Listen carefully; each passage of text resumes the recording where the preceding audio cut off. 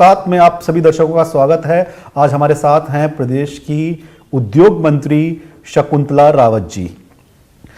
आपका इस कार्यक्रम में बहुत बहुत स्वागत।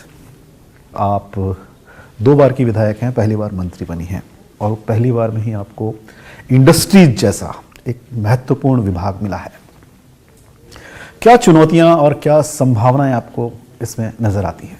कोई भी अगर जिम्मेदारी किसी को मिलती है और आप कह रहे हैं कि इतना बड़ा डिपार्टमेंट है, तो मेरा मानना यह है कि कोई कितना भी बड़ा डिपार्टमेंट हो और कितना भी बड़ा कोई अपने को कोई काम करने का अगर मौका मिलता है तो उस काम को करना चाहिए।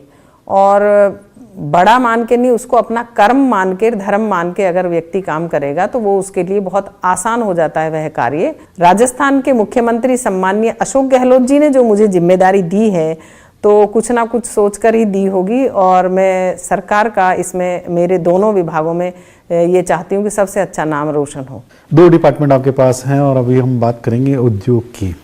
सरकार के जब आखिरी 2 साल लगभग बचे हैं तब आपको ये जिम्मेदारी सौंपी गई है, और उससे पहले हमने देखा लगभग 2 साल कोविड की महामारी की वजह से सामान्य जनजीवन पूरी तरह से प्रभावित रहा है, और ख़ास तौर से उद्योग धंधे तो बहुत ज़्यादा। राजस्थान के जो लघु उद्योगों से जुड़े हुए कामगार हैं, उद्योगपति हैं, बुनकर हैं, आर्टिजन्स हैं, उनकी ज़िंदगी भी बहुत बुरी तरह से इसमें असर पड़ा है। ख़ास तौर से इन लोगों को इनकी ज़िंदगी वापस से सुचारू रूप से चले, कुछ पटरी पे आए, उसके लिए आपके विभाग में, आपके पास में क्या प्लान्स हैं?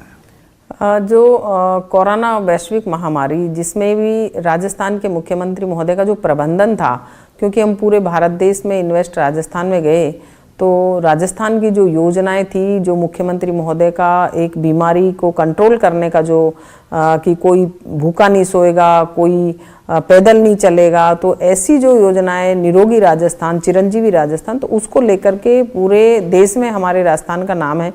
तो असर जरूर पड़ा उद्योगों पर, जो लघु कुटीर उद्योग धंधे थे। अब जो छोटे, जो अपने पारंपरिक जो उद्योग धंधे थे, उनको प्रोत्साहित करने के लिए जो हमारी ब्याज अनुदान राशि दे है, उसका असर पड़ेगा कि किस तरीके से जो अपना छोटा उद्योग धंधा वापस से स्थापित करेगा तो उसको ब्याज राशि अनुदान सरकार की तरफ से दे होगा। और दूसरा, रीको की तरफ से भी उन्हें इनके लिए अलग से प्रावधान रखते हैं कि भाई जो इसमें कुटीर उद्योग धंधे वाले ही आएंगे, इसमें इस क्वालिटी के आएंगे, तो इस तरीके से उनके हिसाब से ही उसमें रखा जाता है, ज़मीनों का आवंटन वगैरह भी। और जो हमारी वन स्टॉप शॉप है अभी उद्योग भवन के बगल में ही, तो हम जल्दी से जल्दी वो इस्टेब्लिश्ड हो सके, इस तरीके का प्रावधान करने का हम प्रयास कर रहे हैं और अच्छे से अच्छा करेंगे। और जो अभी इनकी जो प्रदर्शनी जो लगती थी हर जगह, तो कोरोना के कारण लगी नहीं, अब वापस से लगना शुरू हो गया, और आप देखेंगे कि वापस से इनका अप होना शुरू हो रहा है। अब हम भी ज़्यादा से ज़्यादा इस तरीके की ये स्टॉल्स लगाना प्रारंभ करेंगे। अभी कुछ दिन में ही मैं यहाँ से हम शुरू कर रहे हैं। जो बड़े बड़े मेले लगते हैं, जो बड़े देव स्थान, तीर्थ स्थल हैं, वहाँ से हम प्रारंभ कर रहे हैं कि वहाँ पर इनको स्टॉल्स लगाई जाएं, जिससे कि इनका एक तरह से परमानेंट सा धंधा वापस से पटरी पे आना शुरू हो जाएगा, और इसमें नए आयाम स्थापित करने का मेरा प्रयास रहेगा। लघु उद्योग और इनसे जुड़े लोग हैं और कारीगर हैं, उनके बाद अब बात करेंगे हम अपने प्रदेश के कई परंपरागत उद्योगों की, जैसे बगरू प्रिंट है, बालोत्रा प्रिंट है, सांगानेरी प्रिंट का वजह है। इन उद्योगों पर हम हमेशा से देखते आ रहे हैं कि इन पर प्रदूषण के नियमों के चलते हमेशा तलवार सी लटकी रहती है, और इन दिनों कुछ ज़्यादा ही है। विभाग इनके लिए क्या योजना रखता है? अभी जो जैसे हस्तकरघा निदेशालय हस्तशिल्प के लिए बनाना जा रहे हैं हम लोग, तो ऐसे जो हमारे ये जो पॉल्यूशन वाली जो प्रॉब्लम है, कई जगह अधिक है, कई जगह इतना नहीं है, तो पॉल्यूशन मुक्त जो चिमनियाँ जो लगाई जा रही हैं वो अधिक से अधिक लगे, हमारा ऐसा प्रयास रहेगा। और रिसाइकलिंग के लिए जो मशीनें, जैसे बड़े ये प्लांट लगाए जा रहे हैं, तो ये प्लांट जब लगेंगे रिसाइकलिंग के, तो इससे पॉल्यूशन में कमी आएगी। जैसा भिवाड़ी में अभी स्वीकृत हो गया है और वो टेंडर भी हो गया उसका, तो वो जो समस्या है पॉल्यूशन वाली, उसको समाप्त करने में, चाहे पानी का हो, तो वापस से उसको रिसाइकलिंग करेंगे और उस पानी को वापस से उस कंपनी में काम में लिया जा सके। और जो ये चिमनियाँ जो लगाने का अभी योजना बनाने जा रहे हैं और कई जगह लग भी रही है कई कंपनियों में, वैसे तो कानून बना हुआ है, तो जहाँ पर नहीं है उनसे भी बात करके वहाँ लगाने का हम प्रयास करेंगे। रिसाइकलिंग के लिए पानी को वापस काम में लिया जा सके, इस तरीके के ये प्लांट भी हम लगाने जा रहे हैं, जैसे भिवाड़ी में अभी लग रहा है जी। तो ऐसा पूरी जगह ही लगाने का हमारा रहेगा प्रोग्राम, जहाँ ज़्यादा इंडस्ट्रीज लगी हुई हैं, पहले से स्थापित हैं, ऐसे एरियाज़ में, वहाँ जैसे अपने चाहिए सीतापुरा और इधर बगरू है और चाहे अलवर का जापानी जोन है, नीमराना है, आप वहाँ देखेंगे स्मार्ट सिटी वहाँ बनी है नीमराना में। तो इस तरीके के हम आयोजन मुख्यमंत्री महोदय ने करी है ऐसी घोषणाएं, तो उन चीज़ों को अब ये कोरोना के कारण थोड़ी रुकावट आ गई थी, वापस से स्पीड पकड़ ली है। प्रदेश के उद्यमियों के लिए एक और बड़ा इश्यू है, वो है यूडी टैक्स का। मतलब ये देखा जा रहा है, उद्यमियों की ये शिकायत है, रिको एरिया में भी उनसे जो निगम हैं वो यूडी टैक्स वसूल रहे हैं। बड़ा इश्यू है, कैसे सॉल्व होगा?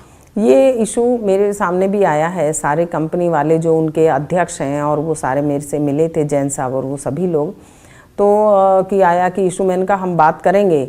एक उनका रोड का इशू था और एक ये था कि भाई हम जो एक ही संस्था पे करें, हम एक संस्था को पे करें, सर्विस टैक्स हो।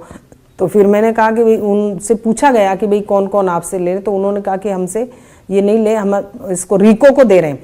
तो इसके लिए बात करके प्रावधान रखेंगे कि किस तरीके से इसका हल निकाल सकते हैं कि किस उसमें नियम में तो ले रहा है यूडीएच और किस नियम में हमारे रिको ले रहा है। तो रिको का जब है तो दूसरा नहीं ले सकता, अगर इस तरीके का प्रावधान है तो उसका हल निकालने का प्रयास रहेगा मेरा। शकुंतला रावत जी से बातचीत का सिलसिला जारी रहेगा, यहाँ रुकेंगे एक छोटे से ब्रेक के लिए। पहली बार नहीं आपको इंडस्ट्रीज जैसा एक महत्वपूर्ण विभाग मिला है। कितना भी बड़ा कोई अपने को कोई काम करने का अगर मौका मिलता है तो उस काम को करना चाहिए। निवेश करने के लिए न्योता देकर आ रहे हैं, आमंत्रित करके आ रहे हैं। 6 ही नहीं बल्कि 7-8 लाख से ऊपर के एमओयूज हमारे साइन हो चुके हैं।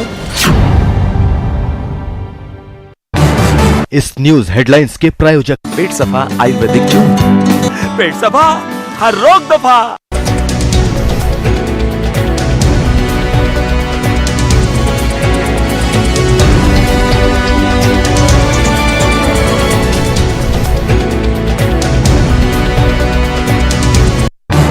इस न्यूज हेडलाइंस के प्रायोजक पेट सफा आयुर्वेदिक जूस, पेट सफा हर रोग दफा। पहली बार नहीं आपको इंडस्ट्रीज जैसा एक महत्वपूर्ण विभाग मिला है। कितना भी बड़ा कोई अपने को कोई काम करने का अगर मौका मिलता है तो उस काम को करना चाहिए। निवेश करने के लिए न्योता देकर आ रहे हैं, आमंत्रित करके आ रहे हैं। 6 ही नहीं बल्कि 7-8 लाख से ऊपर के एमओयूज हमारे साइन हो चुके हैं।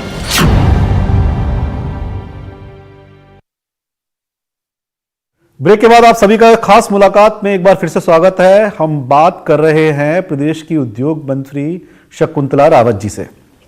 मैम, उद्योग मंत्रालय के लिहाज से राजस्थान सरकार का सबसे महत्वाकांक्षी प्रोजेक्ट जो है वो है इन्वेस्ट राजस्थान।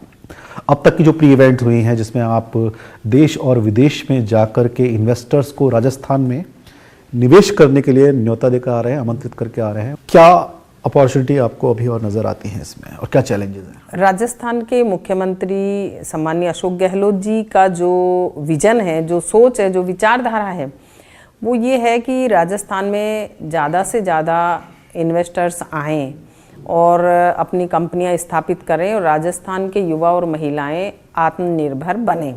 ये उद्देश्य है मुख्यमंत्री महोदय का। और जो पूर्व मंत्री अभी इसमें थे प्रसादी लाल जी, उन्होंने भी बहुत अच्छा किया, वो भी दुबई गए थे आउट ऑफ कंट्री, और उनके बाद में हम सभी स्टेट्स में गए हैं भारत में, चाहे मुंबई हो, हैदराबाद हो, चेन्नई हो, तो हमें सभी जगह अच्छा रेस्पॉन्स मिला कि राजस्थान के मुख्यमंत्री जी की जो योजना है उनसे और जो सरकार की जो नीति है, निर्धारण है, मुख्यमंत्री जी का, उनको देख करके आम इन्वेस्टर्स हमारे राजस्थान की ओर आकर्षित हो रहा है, क्योंकि राजस्थान भौगोलिक दृष्टि से और पर्यावरण की दृष्टि से बहुत शुद्ध वातावरण वाला प्रदेश है और भौगोलिक दृष्टि से अलग अलग तरह के ज़िले में ज़मीनें हैं, चाहे किस तरह जो कंपनी जो इन्वेस्टर्स चाहता है वो चीज़ हमारे राजस्थान में है। मुख्यमंत्री जी की योजना हो सारी, चाहे लेबर के लिए योजना है, चाहे कंपनीज के लिए है, चाहे लोन देने की है, चाहे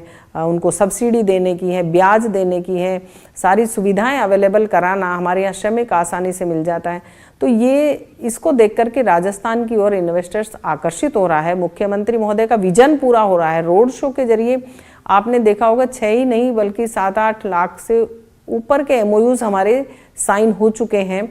और सबसे बड़ा मुख्यमंत्री जी की जो एक नया जो अचीवमेंट है वो ये है कि उन्होंने प्रत्येक जिले में रोड शो करवा रहे हैं। राजस्थान के प्रत्येक जिले में रोड शो करवाने से जो वहाँ के पारंपरिक उद्योग धंधे, जो छोटा अपना कोई लघु कुटीर उद्योग धंधा, कोई छोटा भी बिजनेस अपना करना चाहता है तो रिप्स के तहत वो बेरोजगार जो भी युवा है वो भी अपना एक छोटा सा उद्योग धंधा स्थापित कर सकता है।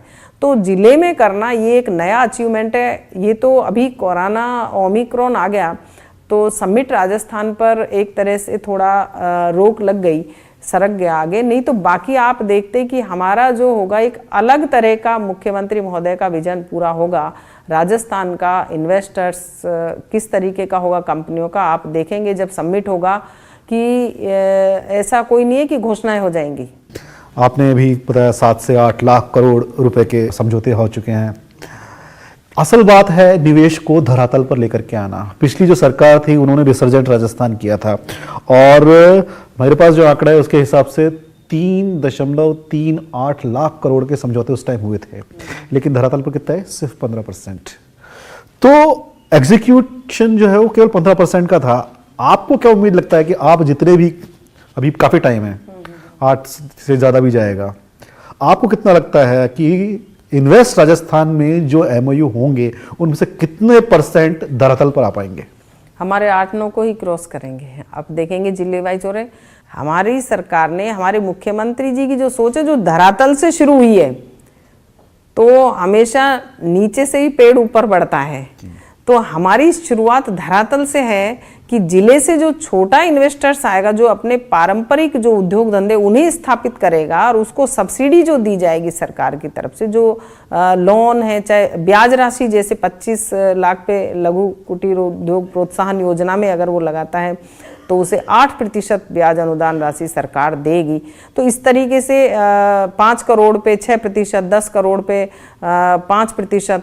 तो इस तरीके से जो हमारी योजना है, जो सरकार की योजना है, मुख्यमंत्री महोदय की जो योजना है, उनसे आप देखेंगे धरातल पर इस तरह से उतरेंगे। दूसरा, हमने जो MOU साइन करे हैं जिसमें अधिकतर इन्वेस्टर्स के पास ज़मीनें परचेजिंग कर ली हैं उन्होंने, और अपना कईयों ने स्ट्रक्चर भी खड़ा कर लिया। हमने ऐसे MOUs अधिकतर साइन किए हैं। तो वो उनका सिर्फ और सिर्फ समिट में हम इनॉग्रेशन कराते, लेकिन वो थोड़ा सरक गया। आप देखेंगे कि नया एक अचीवमेंट होगा राजस्थान सरकार का, मुख्यमंत्री महोदय का, कि किस तरह से इन्वेस्टर्स हमारे राजस्थान की ओर आ रहे, किस तरह से कंपनियां स्थापित होंगी। और अधिकतर ने यहाँ पर मतलब ऐसा है कि जल्दी ही कंपनियां चालू करने का हमारा प्रयास रहे। मंत्री जी, उद्योग से और उसके विकास से रिलेटेड ही एक सवाल है जो जुड़ा हुआ है DMIC से, दिल्ली मुंबई इंडस्ट्रियल कॉरिडोर। इस महत्वाकांक्षी प्रोजेक्ट का 33% राजस्थान से गुजरता है और हम अगर देखें दूसरे राज्यों के मुकाबले लैंड एक्विजिशन की बात करें इस प्रोजेक्ट के लिए, तो हम दूसरे राज्यों से भी काफ़ी पीछे हैं। जो 2014 से अब तक जो लैंड एक्विजिशन किए हैं उनके 840 करोड़ के मुकाबले करीबन 80 करोड़ रुपए ही मुआवजा दिया गया है। बाकी लैंड एक्विजिशन में वो उतना रफ्तार नहीं पकड़ पा रहा है, जिस वजह से ये प्रोजेक्ट काफ़ी देरी से चल रहा है। ये काम तेजी से हो, उसके लिए क्या आपके पास वही है। इसमें जो कई जगह देखा गया है कि जिसको हमें मुआवजा देना है, तो उसमें क्या हो गया कि कईयों का तो है कि हमने जानकारी ली उनकी कि भाई कई जगह ऐसी है, एक जमीन एक खेत दूसरे उसमें, एक खेत दूसरी पंचायत में पड़ता है, वो दूसरी तहसील में पड़ता है, वो दूसरे जिले में पड़ता है। जैसे जयपुर और अलवर जिला है, एकदम टच है दोनों, वहाँ से फिर ये खेतड़ी और ये जुड़ जाते हैं। तो वो हमारे बानसूर से उधर से होकर के कोटपुतली और इधर से निकले, तो वहाँ कई जगह ऐसे ज़मीनों के जहाँ पर विवादित हैं वो अभी पेंडिंग है। बाकी अगर ऐसा और कुछ है जिसमें कोई प्रॉब्लम नहीं है, वो है तो हम उसको दिखवा लेंगे। मंत्री जी से बातचीत का सिलसिला जारी रहेगा। यहाँ रुकते हैं एक छोटे से ब्रेक के लिए। पहली बार नहीं आपको इंडस्ट्रीज जैसा एक महत्वपूर्ण विभाग मिला है। कितना भी बड़ा कोई अपने को कोई काम करने का अगर मौका मिलता है तो उस काम को करना चाहिए। निवेश करने के लिए न्योता देकर आ रहे हैं, आमंत्रित करके आ रहे हैं। 6 ही नहीं बल्कि 7-8 लाख से ऊपर के MOUs हमारे साइन हो चुके हैं। ऐसा एक महत्वपूर्ण विभाग मिला है। कितना भी बड़ा कोई अपने को कोई काम करने का अगर मौका मिलता है तो उस काम को करना चाहिए। निवेश करने के लिए न्योता देकर आ रहे हैं, आमंत्रित करके आ रहे हैं। 6 ही नहीं बल्कि 7-8 लाख से ऊपर के MOUs हमारे साइन हो चुके हैं। ब्रेक के बाद आप सभी का खास मुलाकात में एक बार फिर से स्वागत है। हम बात कर रहे हैं प्रदेश की उद्योग मंत्री शकुंतला रावत जी से। मैम, आप बानसूर विधानसभा क्षेत्र से आती हैं और दूसरी बार वहां से MLA चुनी गई हैं और इस बार मंत्री भी हैं। बानसूर एक टिपिकल मेवात का इलाका है जहां पर एक परसेप्शन है कि अपराध बढ़ रहा है और वहां का युवा जो है वो अपराध को ज़्यादा तवज्जो दे रहा है, वो वहां की तरफ ज़्यादा रुझान है। युवा खासतौर से आपके विधानसभा क्षेत्र में अपराध की तरफ ना जाए, वो कुछ कंस्ट्रक्टिव करे समाज के लिए, आप क्या सोचती हैं, कैसे होगा? बानसूर मेरा विधानसभा क्षेत्र है, मेरा परिवार है, मेरा घर है। युवाओं के लिए मैं अधिकतर सभी गांव में जाकर के युवा हों, बच्चे हों, उनके ग्रुप में जाकर के बैठना, बात करना, स्कूल, कॉलेज, सभी को मैं खुद कहती हूँ कि भाई आपको कहीं किसी तरीके की परेशानी है तो आप मुझसे मिलें। वहाँ पर ITI कॉलेज है, सरकारी कॉलेज खोल दिया गया है, नगर पालिका है, वहाँ पर मतलब विकास के लिए हमने जो काम किए वो तो अनगिनत काम है। ऐसा नहीं, 70 साल का रिकॉर्ड तोड़ा है हमने कि अभी से पहले चाहे कोई भी रहे हो इतना नहीं किया। सिर्फ और सिर्फ युवाओं की आप पूछ रहे हैं तो युवाओं को बढ़ाने के लिए मेरा अब ये एक उद्देश्य है कि मेरे बानसूर का युवा जितनी एजुकेशन वो पा सके एजुकेशन पाए। उसके बाद में अब रिको एरिया घोषित कर दिया मुख्यमंत्री महोदय ने।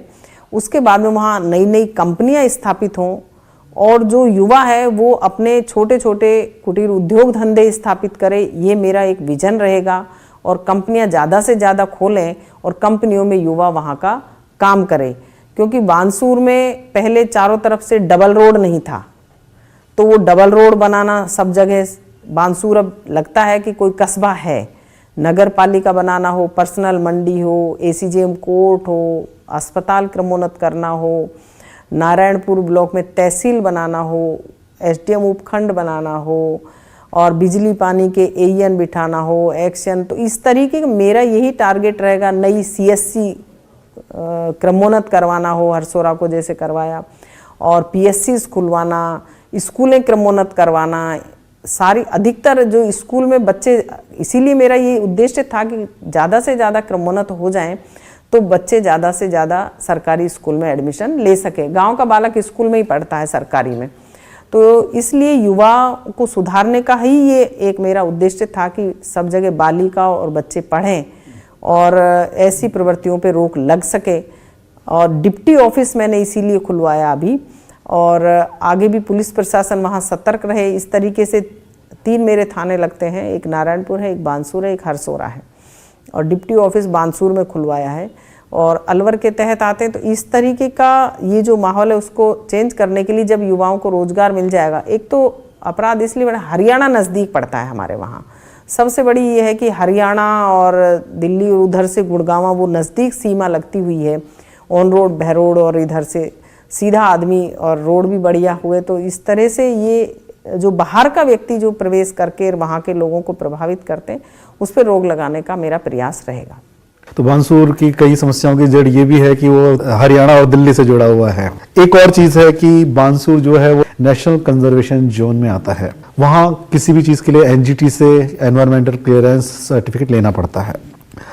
विपक्ष का आरोप ये है कि आप वहाँ की ज्योग्राफिकल कंडीशन से इतना वाकिफ नहीं हैं, आपका क्या कहना है? जो विपक्ष है वो सिर्फ करते हैं एक दूसरे को लड़ाने का, जातियों को लड़ाने का, किसी तरीके का स्टेटमेंट जो जबान पे आए उस तरीके का बोलने का जो है।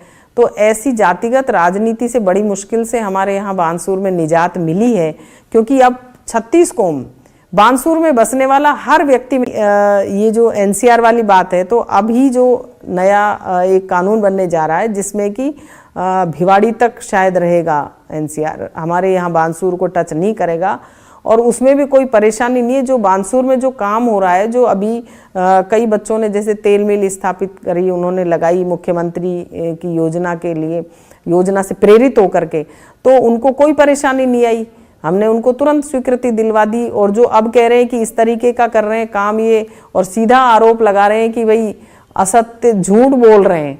अरे झूठ क्या, धरातल पे दिख रहे हैं काम। जब कामों की चमक ज्यादा निकल रही है बानसूर में, काम चमक रहे हैं, विकास की गति दौड़ रही है, उस दौड़ से प्रभावित हो रहे हैं कि यहाँ ये नहीं होना चाहिए। मुझे तो बड़ा अजीब सा लग रहा है कि युवाओं को रोजगार देंगे, कंपनियां स्थापित होंगी, रीको का वहां पर स्थापना होगी, कंपनियां स्थापित होंगी, तो युवाओं को रोजगार मिलेगा। आप क्या सवाल कर रहे हैं, युवाओं के खिलाफ सवाल कर रहे हैं? ऐसा तो करना ही नहीं चाहिए। महिलाएं, युवा, बानसूर का आत्मनिर्भर बनेगा। कौन से जोन में बन रहा है, क्या कर रहा है, ज्ञान लेकर के क्या करना है। हम कानून से चल रहे हैं, गैर कानूनी नहीं चलेंगे, परमिशन लेंगे अगर ऐसा भी होगा तो कोई दिक्कत नहीं है। लेकिन हम चाहते हैं कि हमारे बानसूर का युवा आत्मनिर्भर बने, महिला बने, और उसमें हमें कोई भी कानून आएगा तो हम उस कानून की पालना करते हुए हमारे युवाओं के लिए रोजगार स्थापित करके रहेंगे। ये तो हुई आज की बात। हम चलते हैं थोड़ा सा पीछे। पिछले जो इलेक्शन हुए थे, जब आप पहली बार एमएलए चुनी गई थी, कांग्रेस की टोटल 21 सदस्य आए थे, उसमें से आप इकलौती महिला थी जो जीत करके आए थे, और प्रदेश महिला कांग्रेस के अध्यक्ष भी थे।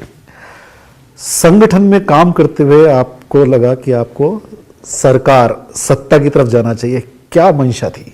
नहीं, मैं सबसे पहले इलेक्टेड हुई थी 95 में। मेरा पहला इलेक्शन था जिला परिषद मेंबर का, इलेक्शन ही लड़ा था मैंने सबसे पहले। फिर उसके बाद में फिर इलेक्शन लड़ा, तो दोनों बार ईश्वर की कृपा रही मेरे ऊपर। एक बार तो हम दोनों ही हस्बैंड वाइफ जीते, वो नगर परिषद से, हम मुझसे। तो इस तरीके से इलेक्शन से शुरुआत हुई। फिर महिला कांग्रेस की जिला अध्यक्ष बनी, फिर महिला में उपाध्यक्ष, मेन कांग्रेस में सेक्रेटरी, फिर अध्यक्ष, फिर महिला कांग्रेस में जनरल सेक्रेटरी थी मैं ऊपर, अखिल भारतीय महिला कांग्रेस में। फिर और साथ साथ इलेक्शन भी चल रहा था मेरा, मतलब हर जगह चुनाव भी लड़ी रहे थे हम। तो पिछली बार जब हम 21 जीते, 20 हमारे कांग्रेस पार्टी के जेंट्स भाई थे, एक मैं थी, तो हमें लग रहा था कि हमने विपक्ष को बिल्कुल मुंह की खिलाते थे, कि उनकी जो योजनाएं थी वो एक भी ऐसी नहीं थी कि भाई किसी तरीके से धरातल पे उतरी हो। और हम विधानसभा में, हमें लगता है कि हम 21 ही उन पर भारी पड़ते थे। और अभी जो हमारी सरकार बनी है, तो अब हमारी योजनाएं ऐसी हैं कि विपक्ष बोलने में ही असमर्थ है। अभी तो कितना योजनाएं हमारे मुख्यमंत्री महोदय ने पक्षों विपक्षों राजस्थान के हर कोने को विकास से टच किया है। तो ऐसा मुख्यमंत्री महोदय का विजन है, जो सोच है, ये इतना सराहनीय है कि राजस्थान एक आज नई विकास की धरा पर, कोरोना होने के बाद में इतने काम हुए, इतनी घोषणाएं पूरी हुई हैं। ये एक नया मुख्यमंत्री महोदय का एक नया अचीवमेंट है, नई विचारधारा, सोच, विजन है। हमसे बातचीत करने के लिए, खास मुलाकात में आने के लिए बहुत बहुत धन्यवाद मंत्री जी। खास मुलाकात में आज बस इतना ही। खबरों के लिए आप देखते रहिए न्यूज़ 18 राजस्थान। पहली बार नहीं आपको इंडस्ट्रीज जैसा एक महत्वपूर्ण विभाग मिला है। कितना भी बड़ा कोई अपने को कोई काम करने का अगर मौका मिलता है तो उस काम को करना चाहिए। निवेश करने के लिए न्योता देकर आ रहे हैं, आमंत्रित करके आ रहे हैं। 6 ही नहीं बल्कि 7-8 लाख से ऊपर के MOUs हमारे साइन हो चुके हैं।